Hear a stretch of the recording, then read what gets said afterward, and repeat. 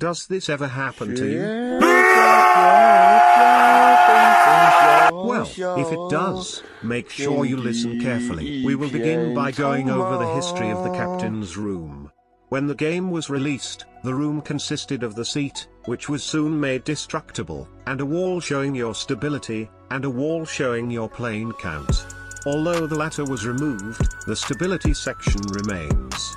The plane counter was replaced with a screen showing your Zeppelin's ammunition. Both screens will be important later. For now, let's cover the basics. Use W, A, S and D to control the direction of the Zeppelin. Use Q and D to control the altitude of the Zeppelin. After holding W for a few seconds, the Zeppelin will enter auto move.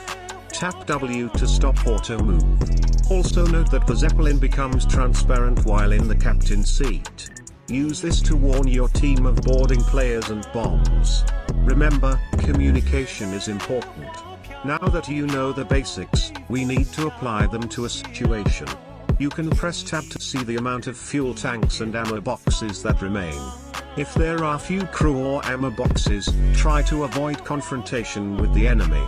If you have a lot of pilots, use them to gain air supremacy and strike from a distance. However, should you have to do this, do not expose the back of your Zeppelin to the enemy. Instead, find a more indirect route away. If you have a good-sized crew, get in close. There are two ways to do this. Number one is to ram the enemy, front first, and have crew board. However, experienced players may know to put a priority on front or your Zeppelin.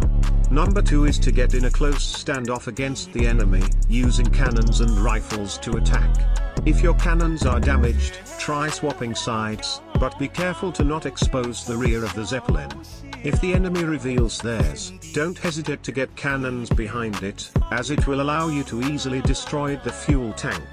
Next, we will focus on more advanced tactics. For example, if the enemy is just under half a Zeppelin lower than you, and your team isn't jumping down on them, then this becomes a circumstance where you want to go down slightly, mainly because cannons can tilt further up than down. Also, if a player begins parachuting down on you, move the Zeppelin to the side so that the enemy will miss the jump. Also, take advantage of your engines. If destroyed, an engine will slow down a Zeppelin and stop it turning. This is good to attempt to get behind the enemy. Lastly, we shall go over the use of screens, which show your stability, fuel tank health, and ammo count. Ammo is automatically restored over time unless ammo boxes are destroyed. If the stability screen is destroyed, the tab button won't show the amount of ammo boxes and fuel tanks remaining, and if the ammo screen is destroyed, cannons won't show the ammo count. Both screens can be repaired from a destroyed state. To summarize, never go below unless it is necessary, never let the enemy get behind you and always keep in communication with your team.